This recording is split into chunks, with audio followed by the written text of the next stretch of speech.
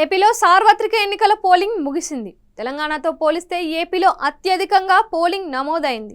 ఈ సమయంలో రెండు తెలుగు రాష్ట్రాల్లోనూ స్పెషల్ అట్రాక్షన్గా మారిన నియోజకవర్గం ఏదైనా ఉంది అంటే ఠక్కున పిఠాపురం పేరు చెప్పేవారు.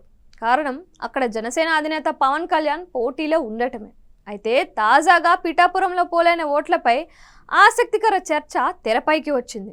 అవును, రెండు తెలుగు రాష్ట్రాల్లోనూ అత్యంత హాట్ టాపిక్గా మారిన పిఠాపురం నియోజకవర్గంలో ఓటర్లు పోటెత్తారు అనే చెప్పాలి.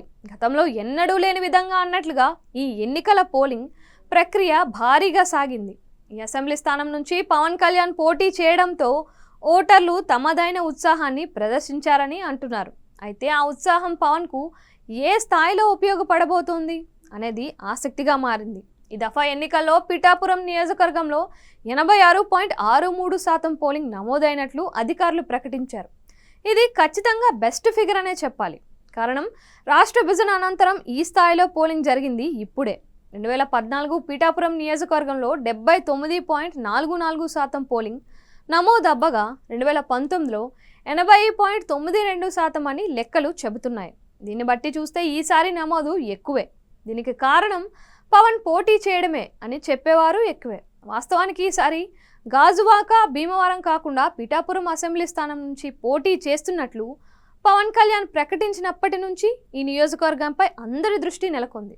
ఇక జబర్దస్త్, సీరియల్స్, సినిమా నటీనటులు పవర్ స్టార్ కోసం స్టార్ క్యాంపైనర్లుగా మారి క్షేత్ర స్థాయిలో ముమ్మరంగా ప్రచారం చేశారు. ఈ నేపథ్యంలో పోలింగ్ రోజుకు ప్రధానంగా వృద్ధులు, మహిళలతో పాటు యువత, ఉద్యోగులు భారీగా క్యూ కట్టారు.